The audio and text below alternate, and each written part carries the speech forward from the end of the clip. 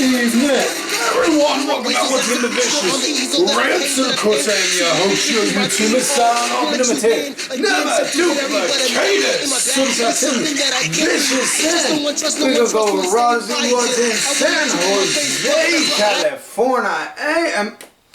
Oh, folks, first things first, man. This past weekend was a hell of a good wrestling weekend if you were for being a fan of wrestling. You had SmackDown on Friday, which we're going to go over in a minute via the SmackDown Rewind. You had NXT No Mercy on Saturday, AEW Wrestle Dream, and then cap it off with Monday Night Raw. And man, this was a stellar 4-day wrestling weekend. I love these kind of weekends because, well, let me rephrase that. I love and hate these kind of weekends. I love it because of the fact that for the fan, it's like a big giant buffet where you get all the wrestling content you could stomach. And I hate it because you get the super hardcore fanboys that are diehard loyal to just one brand and one brand only, and for the life of me, I can't understand why you would just be so dead set loyal to just one company. Like, dude, it's all the same. It's like, trying the best way to explain it. You know, you could be a diehard Eagles fan for football, right? But if the Eagles aren't playing because it's a bye week or because their games aren't none of their games are being played in your area or whatever, but hey, you could still see such and such game. You could still see this game. Dude, then just, if you love the game enough, watch it. No different with wrestling. You love wrestling enough, watch it. And again, it goes to the saying I've been saying since time immemorial. Watch what you like, turn off what you don't, and that's it, plain and simple. Watch and enjoy. If you can't watch wrestling and enjoy it, turn it off. Seriously, turn it off. Turn the PlayStation on, go for a walk, listen to some music, do something to enjoy yourself, because I could go on all day about this, and I don't want to make this the episode about this. All I'm saying is this was a stellar 4-day weekend, especially with the fact that you know, and I'm gonna go on an AEW bit for a moment, so bear with me. Edge, Adam Copeland, is officially part of AEW, and seeing a lot of the super hardcore WWE fanboys shitting all over the fact that he, quote unquote, jumped ship. I can't help but laugh and cringe at the same time, because all I can think is, dude, it's fucking business. You know, and one of my a good buddy of mine on Twitter, he put it out there. Let's just say, for example, he gave this analogy, and I'm paraphrasing it, but let's just say, for example, your mom works at this one company, and she gives it her heart and soul, and then gets a really bad injury at this job, and then she's sidelined, told she's got to retire from working for X amount of years, and then winds up getting some procedures done, and then is able to do said job again. And that company that your mom worked at welcomed her back, said, hey, you want to come on back in? It's not a problem. And they go and do that.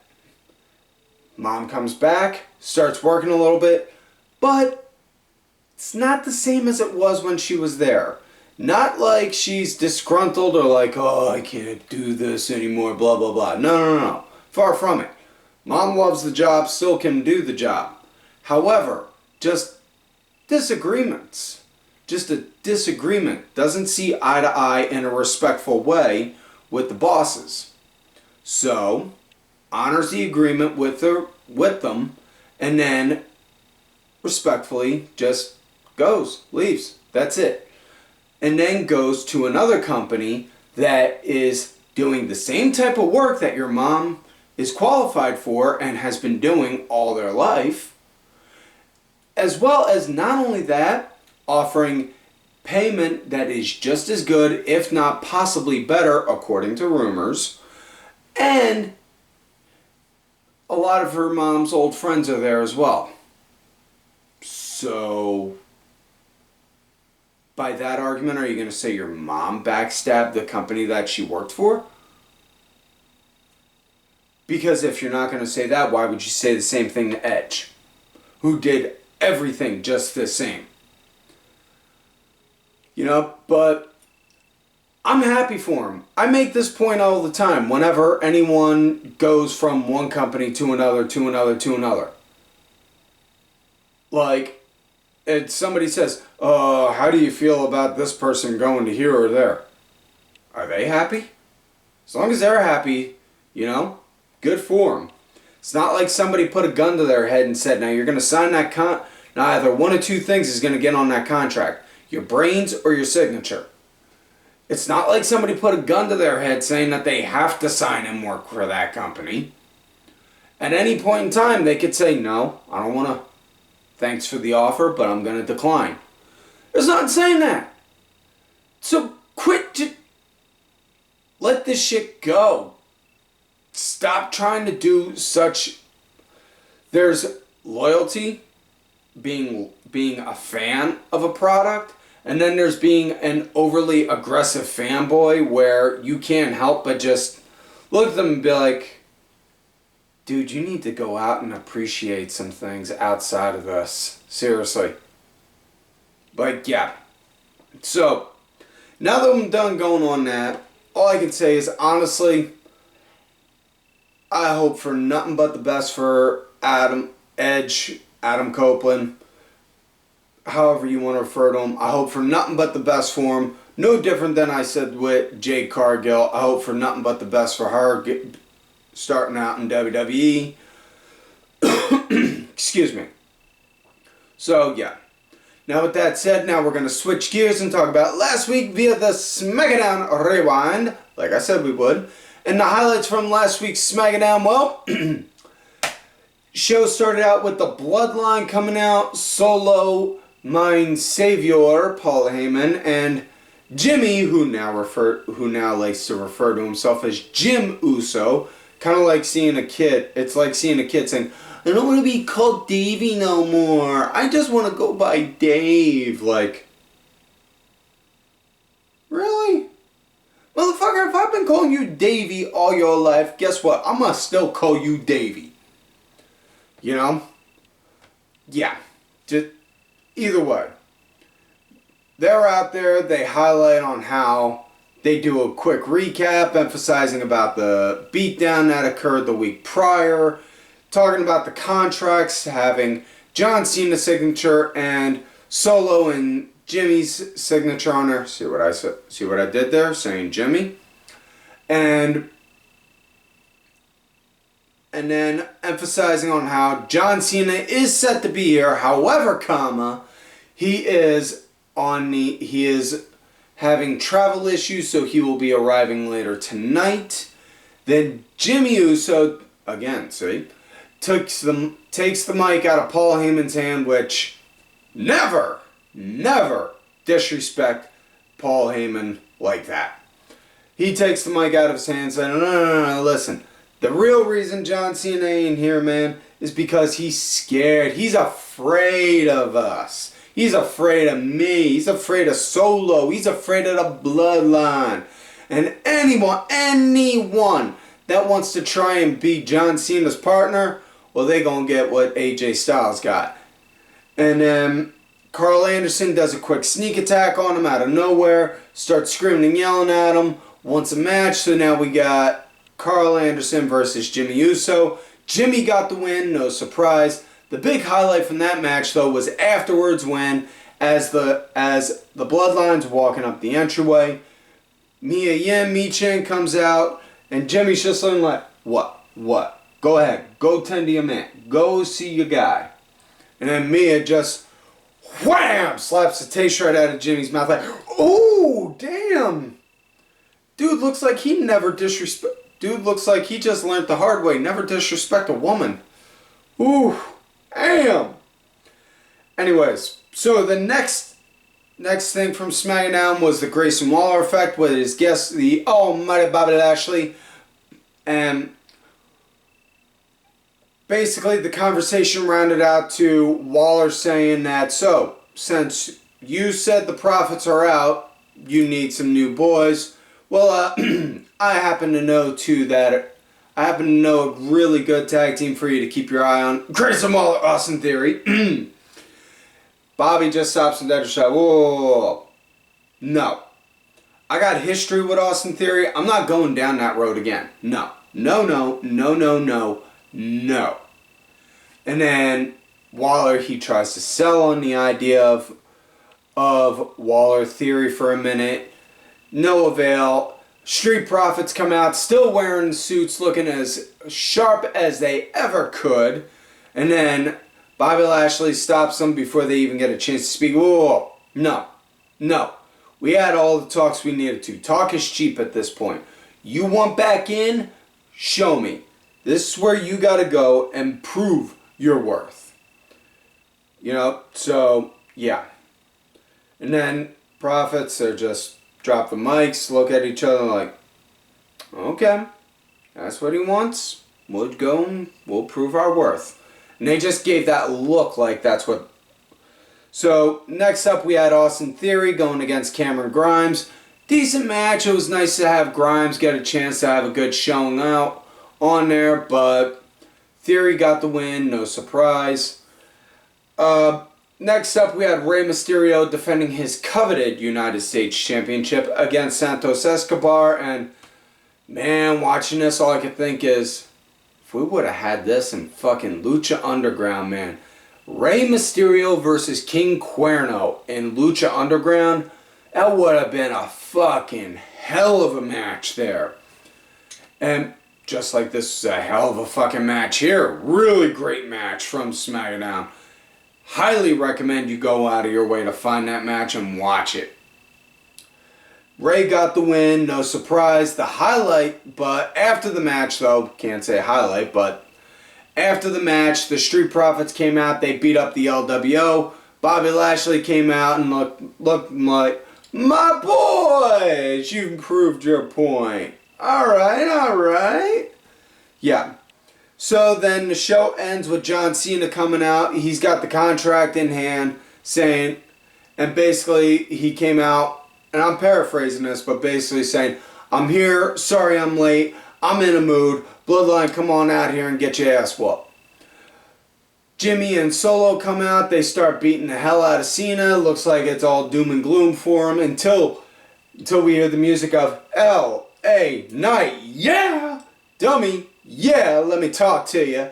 L.A. Knight comes out, saves the day, clears the ring, takes out Solo and Jimmy Uso, signs the contract, hands it to Cena. So now it is official. John Cena and the megastar L.A. Knight, yeah, going against Solo Sikoa and Jimmy Uso at Fastlane.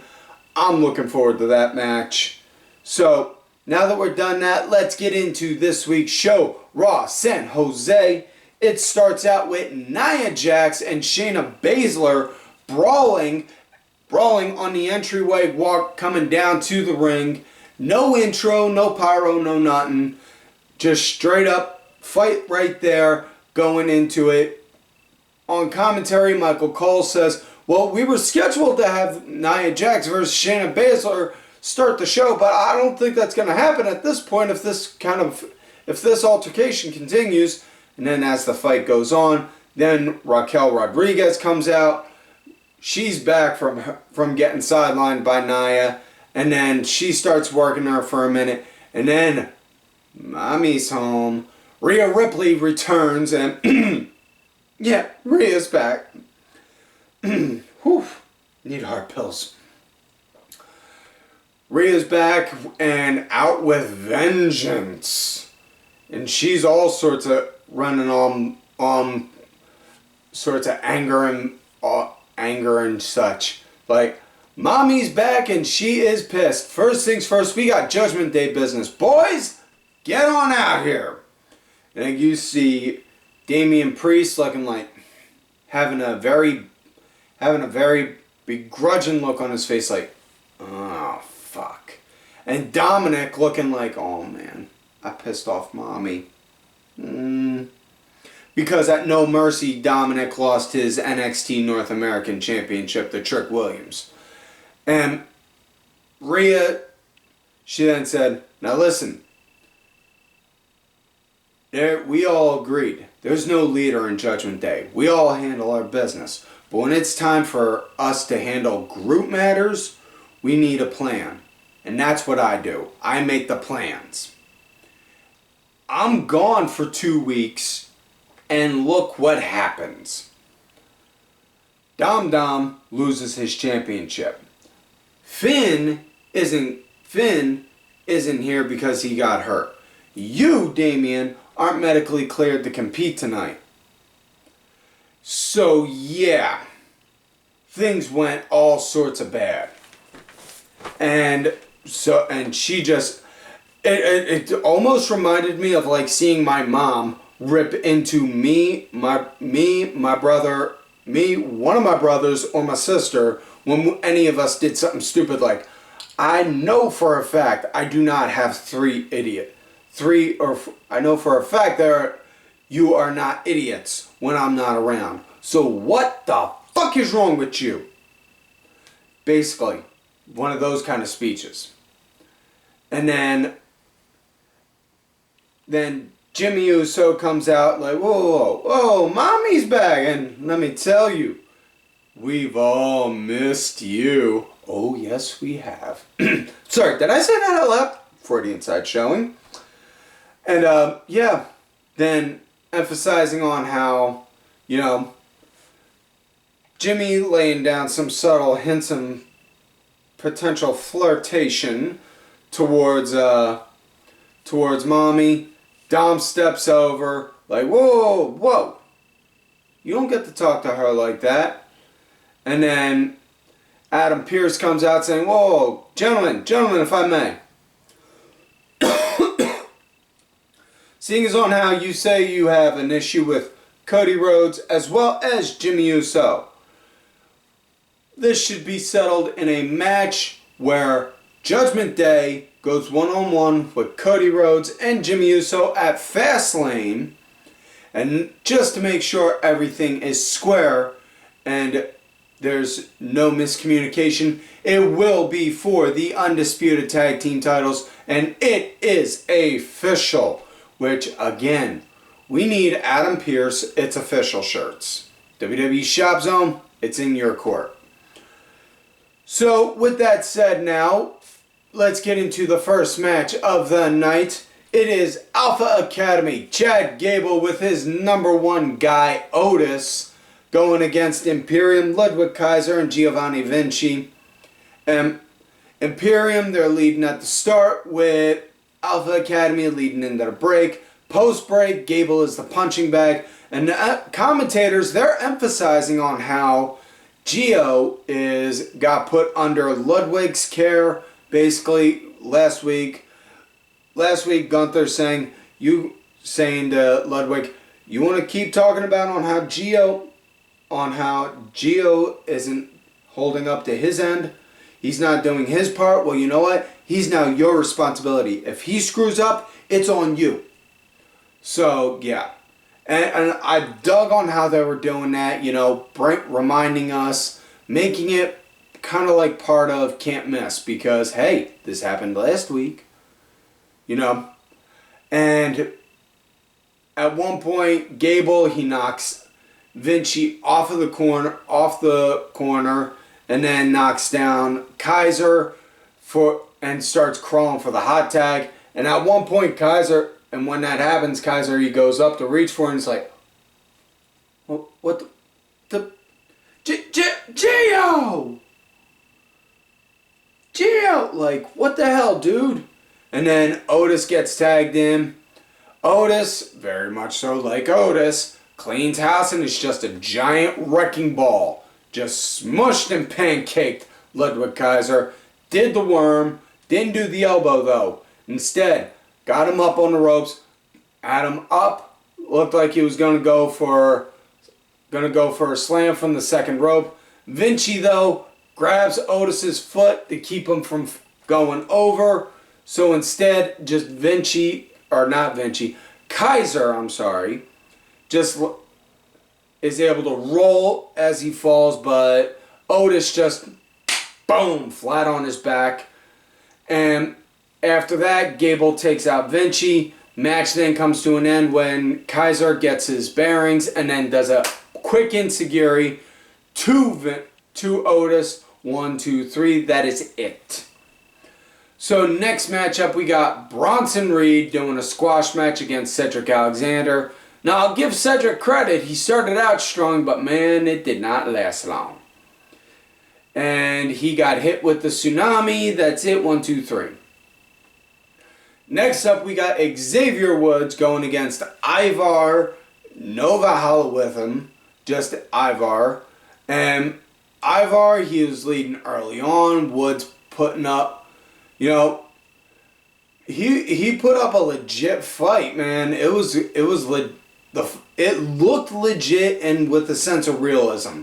And I liked that. It had that sense on it, where it was like, ooh, dude, this looks good. It looks like it's a real fight.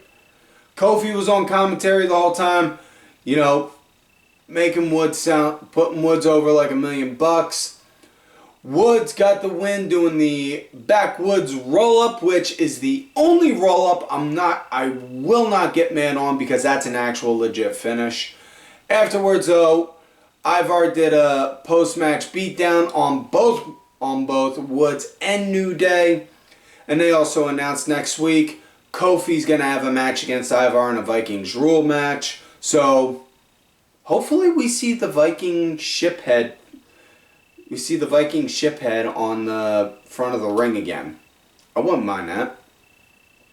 Next up, we got Chelsea Green going against Tegan Nox, and this came to be because at NXT No Mercy, Becky Lynch gashed her arm up pretty bad and had to get 12 stitches in her arm. So, seriously guys, I'm in the middle of doing the show. Again, cheap labor, don't go for it. Get union. Can't emphasize that enough. I signed these cheap labor guys to a very long contract, and I'm stuck with them. And I can't afford to buy them out. So, yeah. Fucking assholes. Anyways, Becky Lynch wound up gashing her arm up pretty bad. They said she had to get 12 stitches, so she can't compete tonight. In a way that makes sense, because even if she was able to go on Monday Night Raw, you want to give the chance to let the wound sit and heal. Okay, even if they say you can, how about we just give some time to let that wound rest for another day? She's going to be on NXT tomorrow night, but...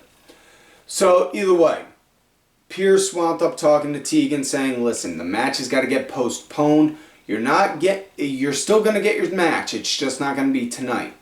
Chelsea Green came in doing like Chelsea Green does, and then Tegan wound up saying, you know what? I have an idea. If I can't compete against Becky tonight, how about I go against... And then Chelsea's like, oh, me? Oh, no. And Pierce's like, you know what? That's a great idea. In fact, it's official. Again, we need It's Official merch. So, Chelsea, she was leading early on. Decent match, good flow. Really, it was a short match, though. Tegan Nox got the win doing the shiniest wizard, 1, 2, 3. So I'm hoping that, man, I can't wait because they said next week Tegan's supposed to get her match against Becky. And I'm hoping this is the platform. This is her platform to step up and get more TV time. Excuse me.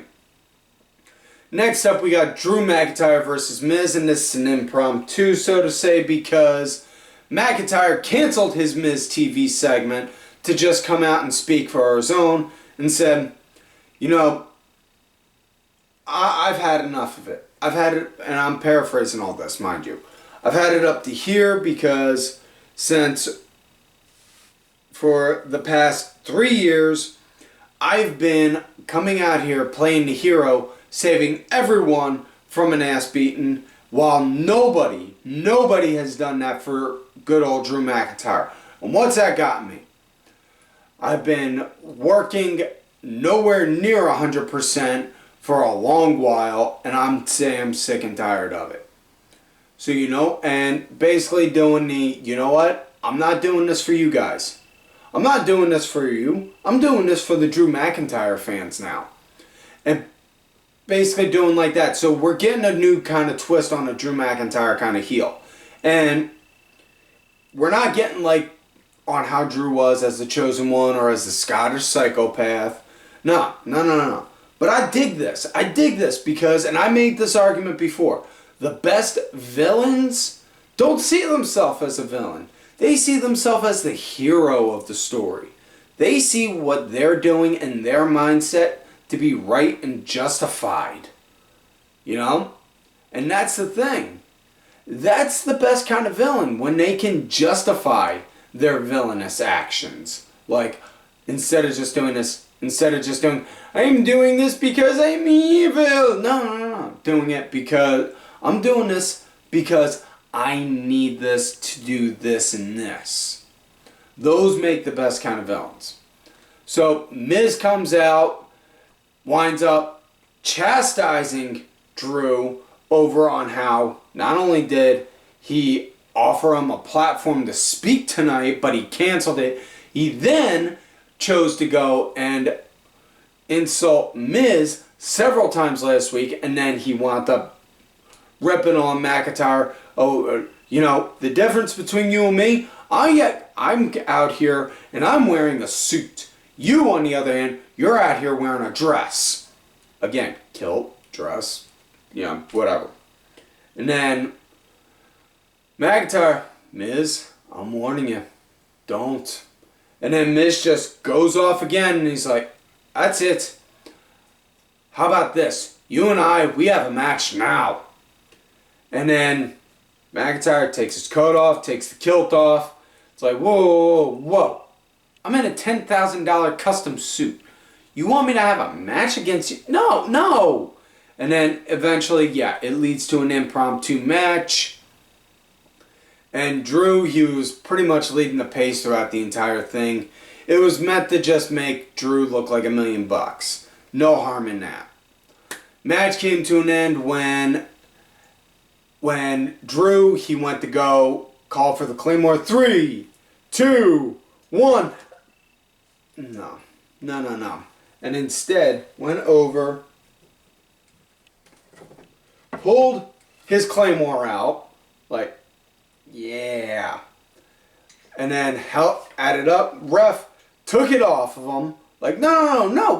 Like, you can't use that. And I'm not even going to lie, part of me was thinking, yeah, dude, use it. It's about time if you're going to bring a sword to the ring, you better be willing to use that motherfucker. And as he's doing that, gets an exposed turnbuckle, bashes Miz's head into it, and then boom, hits him with a future shock DDT, 1, 2, 3. So now we come to main event of the night. Gunther versus Tommaso Ciampa for the coveted Intercontinental Heavyweight Championship.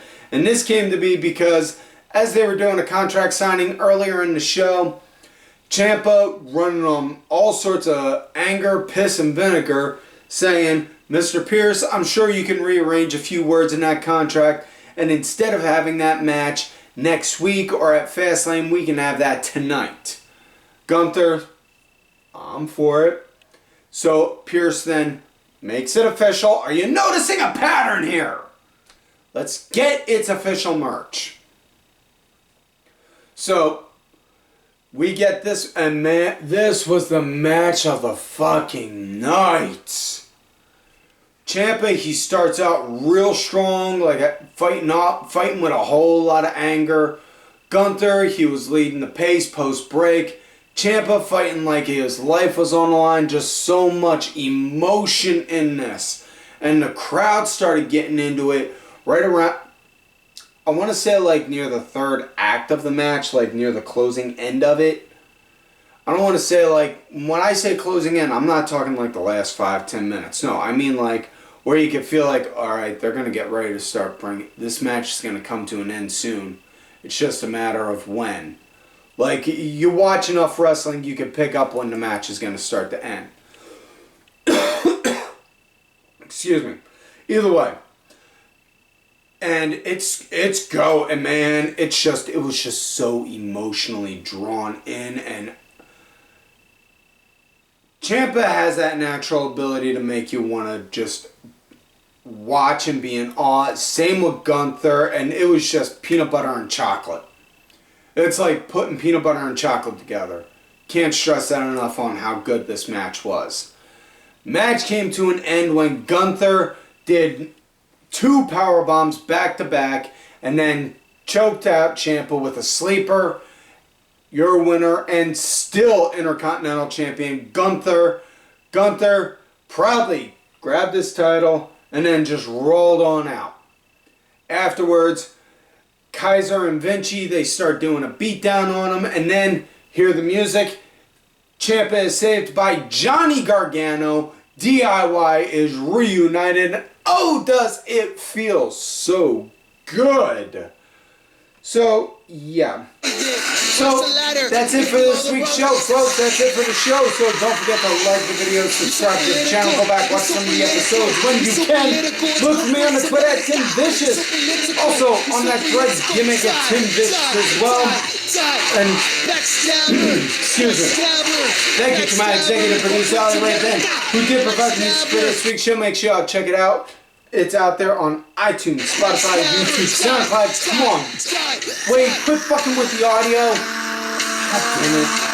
Thank you to my executive producer, Ali Ray Ben, who did provide the music for this week's show. It's on iTunes, Spotify, YouTube, SoundCloud, all that good shit and details are down below. Thank you to contributor of the show, LFC Lingerie Fighting Championship. It's a little bit of wrestling, a little bit of MMA, and a whole lot of attractive women wearing a little bit of nothing. LFC is on Tubi, so it costs $0 to help contribute to them, just like we're watching this show. But if you do want to help contribute and monetizing, go to whatamaneuver.net and buy some Vicious Rants apparel. Help support the show. Folks, Christmas season is coming up soon. So, perfect gift for somebody you love, perfect gift for somebody you hate, or a perfect gift to give to goodwill. Also, folks, don't forget to check out these cool ass cats already on the Twitter. Kenny Killer DSP_ID. Diabolical alright. Sergeant Curry Bench dubs in your face. And folks, like I always say, y'all, you love me great, you hate me. Fuck it.